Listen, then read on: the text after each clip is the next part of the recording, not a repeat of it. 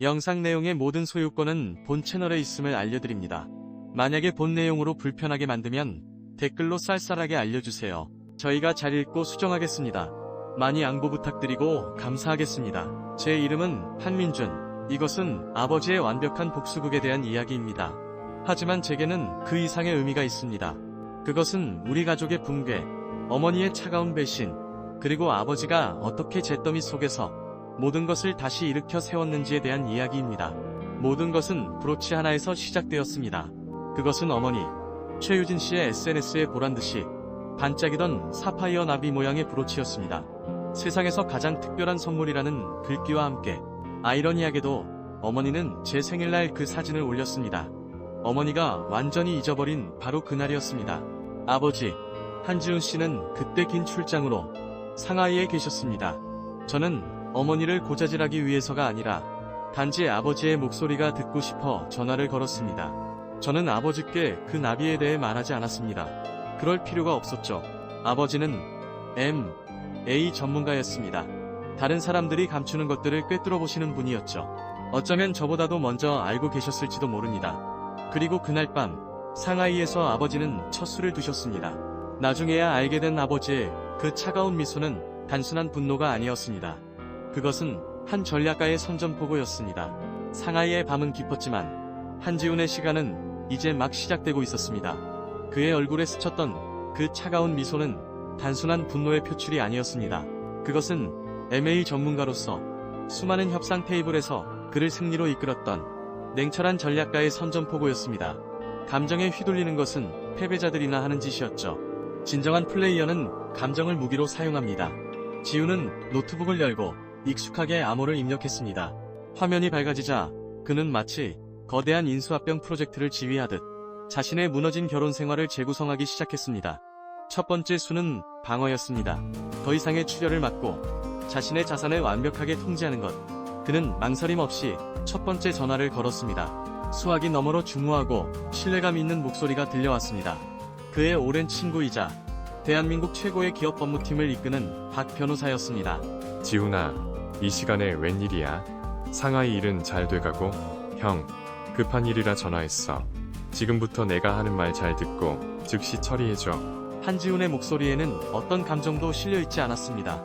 마치 기계가 데이터를 읽어내리듯 건조하고 명확한 지시만이 이어졌습니다. 아버지는 성벽을 쌓고 계셨습니다. 자신과 저를 지키기 위한 성벽을요. 최유진 씨와의 모든 공동명의 계좌 즉시 동결시켜. 한남동 펜트하우스와 4명의로 된 G클래스 차량에 대한 모든 매매 거래, 가압류 걸어서 원천 차단해. 내 서명 없이는 단 1원도, 먼지 한 톨도 움직일 수 없게 만들어. 알겠다.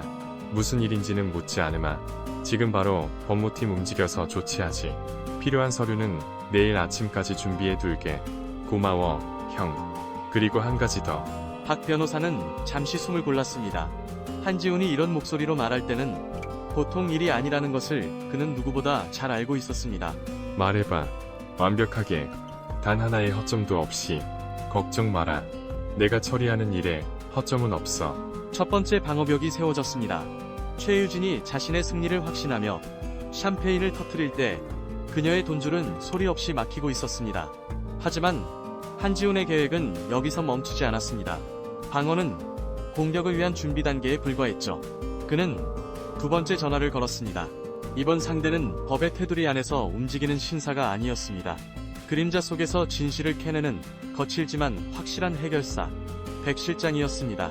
한 대표님, 백 실장의 목소리는 언제나처럼 무뚝뚝하고 핵심만 찔렀습니다. 백 실장님, 사람이 하나 필요합니다. 누굽니까? 이름은 강태민.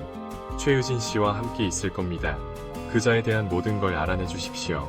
출생부터 현재까지, 계좌, 통화 내역, 인간관계, 버릇, 약점, 하나도 빠짐없이 쥐새끼 한 마리가 어디로 숨는지까지 전부. 알겠습니다. 기간은 얼마나 드릴까요? 빠를수록 좋습니다. 우선 당장 파악 가능한 것부터 보고해 주시죠. 전화가 끊기고 방 안에는 다시 정적이 흘렀습니다.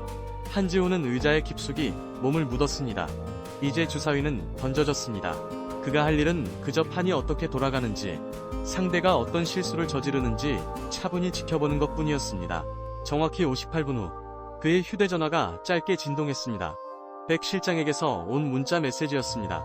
메시지는 간결했지만 그 내용은 지훈의 입가에 다시 한번 냉소를 띠게 만들기에 충분했습니다.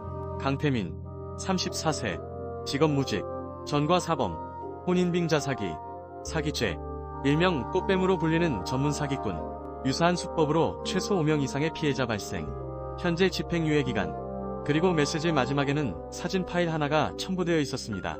한지훈은 사진을 클릭했습니다. 화면에 나타난 것은 푸른빛이 영롱한 사파이어 나비 모양의 브로치였습니다. 그는 곧바로 다른 파일을 열었습니다. 며칠 전 최유진이 자신의 SNS에 세상에서 가장 특별한 선물이라며 올렸던 사진.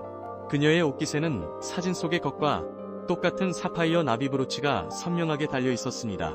그 순간 백 실장에게서 다시 전화가 걸려왔습니다. 보고서 보셨습니까? 네, 봤습니다. 아주 흥미롭군요. 저 브로치, 강태민이 피해자들에게 접근할 때 쓰는 일종의 작업용 소품입니다. 피해자들의 환심을 산 뒤 마지막에 거액을 뜯어내고 잠적하기 직전 이별 선물처럼 건네는 식이죠. 일종의 서명 같은 겁니다. 한지훈의 머릿속에서 모든 조각들이 맞춰지기 시작했습니다. 최유진은 자신이 사냥꾼이라고 생각했겠지만 실은 더 교활한 포식자의 먹잇감에 불과했던 겁니다. 그녀는 한지훈이라는 호랑이를 피하려다 굶주린 하이에나의 소굴로 제 발로 걸어 들어간 셈이었죠. 아주 잘 됐습니다. 어떻게 할까요?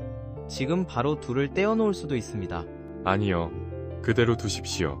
오히려 더 깊이 얽히게 만들어야 합니다. 백 실장은 의아했지만 지훈의 지시에 토를 달지 않았습니다. 강태민과 관련된 과거 소송 기록을 전부 파헤쳐 주십시오. 피해자들의 연락처도 확보하고요.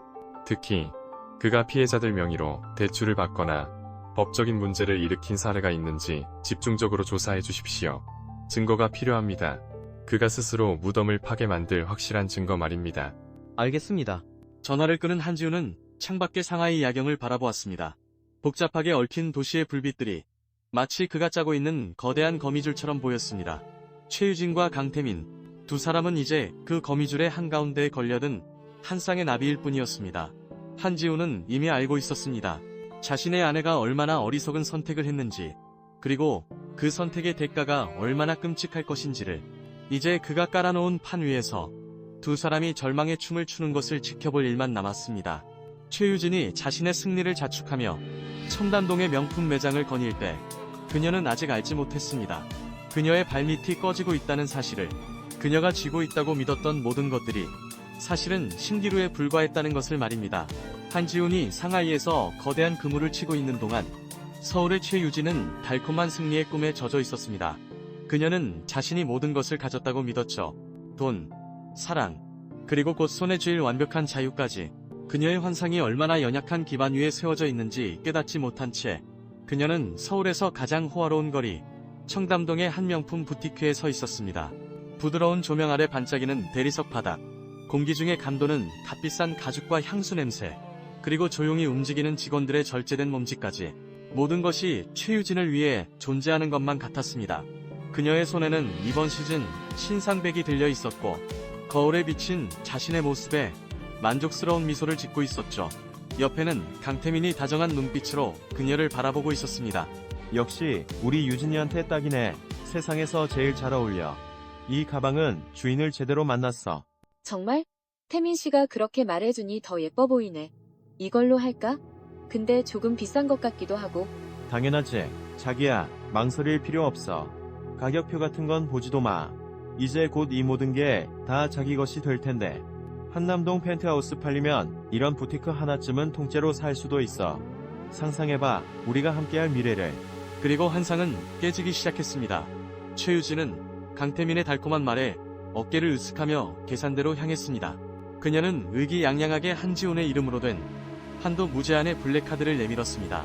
마치 여왕이 하사품을 내리듯 거만함마저 묻어나는 몸짓이었습니다. 하지만 잠시 후 점원의 표정이 미묘하게 굳어졌습니다. 왜 그러시죠? 문제 있나요? 점원은 난처한 표정으로 카드를 돌려주었습니다. 고객님, 죄송하지만 카드 승인이 거절되었습니다. 최유진의 얼굴이 순간 굳었습니다. 그녀의 귀를 의심했죠. 네? 그럴 리가 없어요. 한도 없는 카드라고요. 전산 오류일 테니 다시 한번 해보세요. 똑바로. 점원이 몇 번이나 다시 시도했지만 모니터에는 무심한 승인 거절 메시지만 반복해서 떠올랐습니다. 부티크 안의 모든 시선이 그녀에게 쏠리는 듯한 착각, 주변의 속삭임이 자신을 비웃는 소리처럼 들렸습니다. 수치심과 당혹감에 얼굴이 붉어진 최유진은 강태민의 팔을 잡아 끌고 서둘러 밖으로 나왔습니다. 괜찮아, 자기야. 가끔 전산 오류가 있기도 하잖아. 다른 카드로 하면 되지. 응, 너무 신경 쓰지 마. 아니야, 이건 뭔가 이상해. 이 카드가 막힌 적은 단 한 번도 없었어. 한지훈 그 인간이 쓰는 카드인데 막힐 리가 없다고. 그녀는 불안한 손으로 은행 VIP 라운지에 전화를 걸었습니다. 익숙한 담당 매니저의 목소리가 들리자 그녀는 짜증 섞인 목소리로 상황을 따져 물었습니다. 잠시 후 수화기 너머로 들려온 직원의 목소리는 그녀의 불안을 현실로 만들었습니다. 고객님, 죄송하지만 해당 계좌는 금융감독원의 요청으로 의심스러운 활동이 감지되어 일시적으로 동결 조치되었습니다. 동결이라고요? 무슨 소리예요? 의심스러운 활동이라니. 내가 내 돈 쓰겠다는데 그게 왜 의심스러워요? 내 돈인데 왜 내 마음대로 못 써요? 당장 풀어줘요. 당장. 그녀의 목소리는 날카롭게 떨렸습니다. 하지만 은행 직원은 기계적인 답변만 반복할 뿐이었습니다. 상위 기관의 지침이라 저희도 어쩔 수 없습니다. 소유주 본인께서 직접 방문하셔야. 설상가상으로 그녀의 휴대폰이 다시 울렸습니다. 한남동 펜트하우스 매매를 담당하던 부동산 중개인이었습니다. 네, 실장님. 계약금은 언제쯤 들어올까요? 가계약금이라도 빨리 처리해달라고 했잖아요. 그녀는 애써 태연한 척 물었지만 이어진 대답은 그녀를 절망의 나락으로 떨어뜨렸습니다. 사모님, 큰일 났습니다. 갑자기 공동소유주이신 한지훈 대표님 측 변호사에게서 연락이 왔는데 매매 계약에 동의할 수 없다며 법적으로 거래중지 가처분 신청을 넣었다고 합니다. 법원에서 받아들여서 지금은 등기 이전 자체가 불가능합니다. 뭐라고요? 가처분? 그 사람이 왜? 아니, 어떻게? 말도 안 돼. 모든 것이 무너져 내리고 있었습니다. 그녀가 완벽하다고 믿었던 계획에 첫 번째 균열이 생기기 시작한 겁니다. 그날 밤, 어머니는 폭풍처럼 집으로 달려왔습니다. 하지만 전화기에 대고 소리치지 않았습니다. 저를 향해 소리쳤습니다. 대체 어떻게 된 거야? 카드도 막히고 집도 못 팔게 됐어. 너도 봤지? 내 아빠. 그 무능한 인간. 우리 모자를 괴롭히기만 하잖아. 너도 마찬가지야. 그냥 짐 덩어리일 뿐이라고. 저는 그 자리에 얼어붙었습니다. 어머니가 제게 그렇게 노골적으로 분노를 터뜨린 것은 처음이었습니다. 강태민은 소파에 앉아 짜증 섞인 표정을 애써 감추고 있었습니다. 자기야, 진정해. 이렇게 소리 지른다고 해결될 일 아니잖아. 한지훈 그 사람, 보기보다 꼼꼼한 구석이 있나 보지. 일시적인 문제일 거야. 일시적인 문제? 당신은 지금 상황 파악이 안 돼? 이건 그 인간이 일부러 막고 있는 거라고? 그 무능한 인간. 평생 일만 아는 바보인 줄 알았더니 뒤에서 이런 수작이나 부리고 있었어. 감히 내 앞길을 막아? 내가 누군데? 아이러니하게도 그녀는 이 모든 것이 한지훈의 치밀한 계획이라는 사실은 꿈에도 모른 채 그의 무능함을 탓하고 있었습니다. 그녀의 눈먼 분노는 잘못된 관역을 향하고 있었죠. 강태민은 그녀를 달래기 위해 자리에서 일어나 그녀의 어깨를 감쌌습니다. 유진아, 걱정 마. 내가 있잖아. 내가 어떻게든 해결해 볼게. 응? 날 믿어야지. 우리가 함께라면 못할 게 뭐가 있어.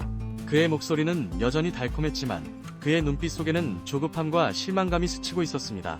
바로 그때 그의 주머니에서 휴대폰이 짧게 진동했습니다. 그는 최유진의 눈을 피해 화면을 흘끗 확인했습니다. 수진이라는 이름으로 온 메시지였습니다. 오빠, 일은 잘 돼가. 나 기다리기 힘들어. 그는 재빨리 메시지를 삭제했습니다. 하지만 저는 봤습니다. 그들의 관계에 생긴 균열은 이미 돌이킬 수 없어 보였습니다. 그날 밤 어머니가 신경안정제를 먹고 잠든 후 저는 강태민이 발코니에서 속삭이는 전화통화를 들었습니다. 나야. 준비는 다 됐어? 응, 조금만 더 기다려. 계획에 차질이 좀 생겼는데 문제 없어. 곧 이 짐 정리하고 갈 테니까.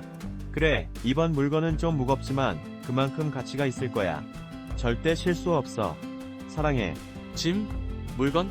저는 온몸에 소름이 돋았습니다. 그들의 견고해 보였던 성은 이제 모래성처럼 서서히 무너져 내리고 있었습니다. 그리고 그 모든 것을 수천 킬로미터 떨어진 곳에서 한 남자가 차가운 눈으로 지켜보고 있었습니다.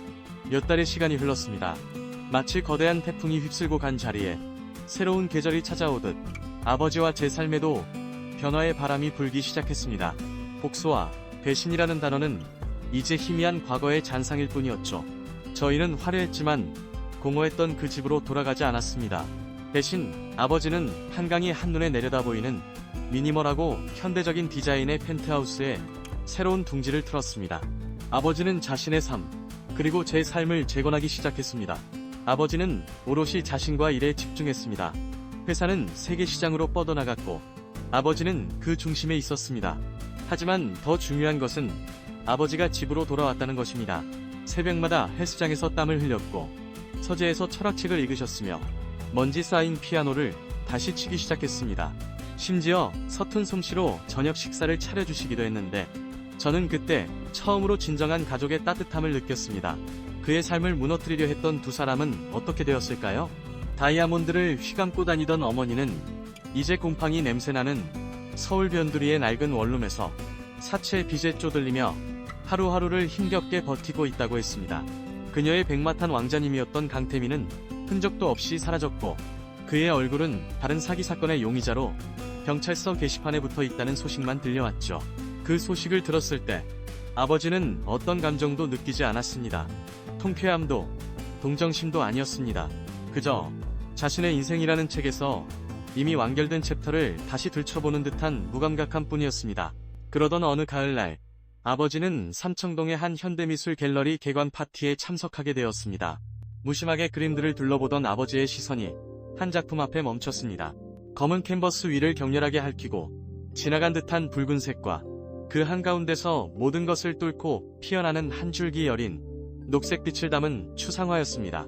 파괴와 탄생, 절망과 희망. 바로 그때 맑고 차분한 목소리가 그의 곁에서 들려왔습니다. 그 작품에 관심 있으신가요? 김유미 작가님의 제 속에서 피다라는 작품입니다. 아버지가 고개를 돌리자 화려하게 치장한 사람들 속에서 유독 단아한 모습의 한 여자가 서 있었습니다.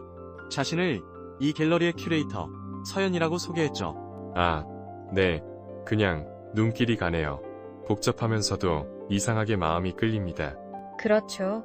많은 분들이 이 작품 앞에서 발걸음을 멈추시더라고요. 모든 것이 불타버린 것 같은 격렬한 파괴의 에너지와 그럼에도 불구하고 기어코 피어나는 강인한 생명의 에너지가 동시에 느껴져서일까요?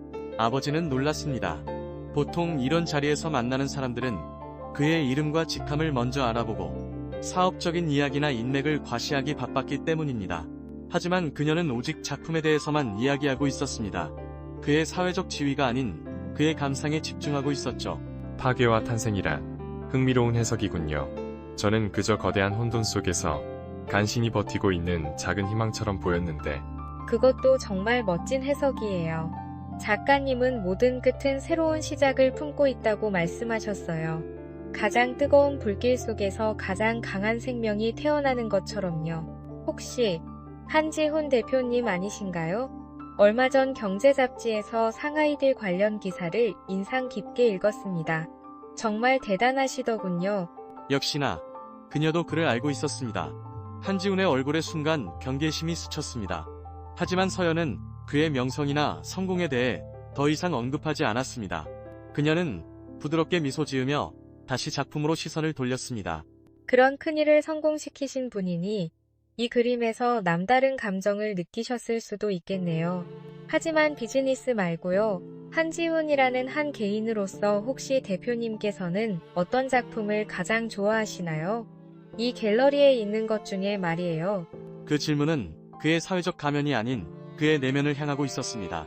한지훈은 자신도 모르게 마음의 벽을 조금 허물었습니다. 그는 최유진과는 한 번도 나눠본 적 없던 예술과 삶에 대한 이야기를 그녀와 나누기 시작했습니다.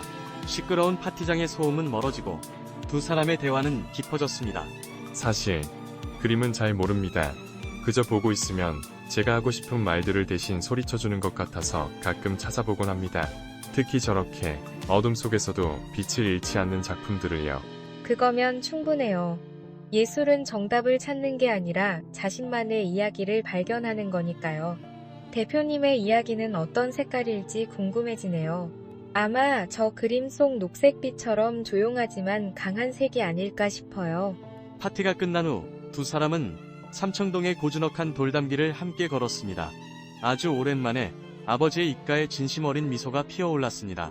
그것은 복수의 끝에서 오는 공허한 만족감이 아닌 새로운 시작을 예감하는 희미하지만 따뜻한 빛이었습니다. 배신의 잿더미 속에서 마침내 새로운 싹이 움트고 있었습니다. 시간은 강물처럼 흘러 격정의 순간들을 과거라는 바다로 실어 날랐습니다. 아버지와 저의 펜트하우스 발코니, 도시의 불빛이 은하수처럼 펼쳐진 그곳에 이제는 차가운 복수심 대신 따뜻한 온기가 감돌고 있었습니다. 아버지 곁에는 큐레이터 서연 씨가 함께하고 있었죠. 두 사람은 와인잔을 기울이며 지나온 시간이 아닌 다가올 날들에 대해 이야기하고 있었습니다. 서울 야경은 언제 봐도 참 예쁜 것 같아요. 저 수많은 불빛 아래 또 얼마나 많은 이야기들이 숨어 있을까요? 그러게요. 예전엔 저 불빛들이 그저 이겨야 할 경쟁자들의 성체처럼 보였는데 요즘은 다르게 보이네요. 어떻게 다른데요? 그냥 살아가는 사람들의 온기처럼 느껴진달까요? 서연 씨를 만나고 많은 것이 변한 것 같습니다. 두 사람의 관계는 단단하게 깊어지고 있었습니다. 서로에게 편안한 쉼터가 되어주었죠. 그때 집사님이 다가와 아버지께 낡은 편지 한 통을 건넸습니다. 발신인은 최유진. 비뚤어진 글씨체의 그 이름에서 저는 잊고 있던 과거의 냄새를 맡았습니다. 서연 씨가 걱정스러운 눈빛으로 아버지를 바라보았습니다. 괜찮아요? 괜찮습니다. 잠깐만요. 아버지는 편지를 뜯었습니다. 그 안에는 빼곡하게 들어찬 후회와 자기 연민으로 뒤섞인 단어들이 꿈틀거리고 있었습니다. 지훈 씨, 이 편지를 읽을지 모르겠네요. 매일 밤 당신과 함께했던 시간들을 떠올려요. 내가 얼마나 어리석었는지, 얼마나 큰 죄를 지었는지 이제야 깨달았어요. 강태민 그 사람은 악마였고 나는 그 악마의 속삭임에 넘어간 바보였어요. 모든 걸 잃고 나니 비로소 당신이 얼마나 소중했는지 알게 됐어요. 지훈 씨, 나 정말 죽을 것 같이 힘들어. 제발 한 번만, 단 한 번만이라도 다시 기회를 줄 수 없을까요? 당신 없이는 아무 의미가 없어요. 한지우는 더 이상 읽지 않았습니다. 그는 아무런 표정 없이 편지지를 곱게 접어 옆에 놓인 문서 3단계 안으로 밀어 넣었습니다. 위잉 하는 기계음과 함께 최유진의 절박한 단어들은 잘게 조각나 과거의 먼지 속으로 사라졌습니다. 그는 그저 과거를 지우는 것이 아니었습니다. 마지막 남은 미련과 연민의 찌꺼기까지 완벽하게 잘라내고 있었습니다. 다 끝난 일입니다. 이제 저에게는 서연 씨와 민준이와 함께할 미래만 중요해요. 아버지는 서연 씨의 손을 부드럽게 잡으며 말했습니다. 그의 눈빛은 흔들림 없이 단단했죠. 아버지는 그 순간 깨달았습니다. 진정한 승리는 최유진의 몰락을 지켜보는 통쾌함이 아니라는 것을. 그것은 끔찍했던 과거의 굴레에서 벗어나 자기 자신을 온전히 되찾는 것이었습니다. 어머니의 배신은 아버지를 파괴하지 못했습니다. 오히려 그를 얽매고 있던 위선과 허영의 관계에서 그를 해방시켰습니다. 그는 더 이상 복수나 인정, 혹은 누구의 후회나 사과도 필요하지 않았습니다. 그에게 필요한 것은 오직 그가 스스로 만들어가는 미래뿐이었습니다. 저는 그들 곁으로 다가갔습니다. 지훈 씨, 정말 괜찮은 거죠? 그럼요. 그 어느 때보다 괜찮습니다. 덕분에요. 아버지는 와인잔을 들어 올렸습니다. 서연 씨도 미소 지으며 잔을 맞부딪혔습니다. 저도 제 주스잔을 들었습니다. 쨍하는 맑은 소리가 서울의 밤하늘에 울려 퍼졌습니다. 우리의 새로운 시작을 위하여. 새로운 시작을 위하여. 반짝이는 도시의 불빛을 배경으로 두 분은 서로를 바라보며 미소 지었습니다. 저도 그들을 보며 미소 지었습니다. 이것은 복수극의 끝이 아니었습니다. 한 남자가 고통의 잿더미 속에서 일어나 진정한 자신을 찾고 마침내 행복을 향해 나아가는 한편의 성장 드라마의 진정한 시작이었습니다. 그리고 아주 오랜만에 저는 진심으로 가족이 다시 생긴 것 같다고 느꼈습니다.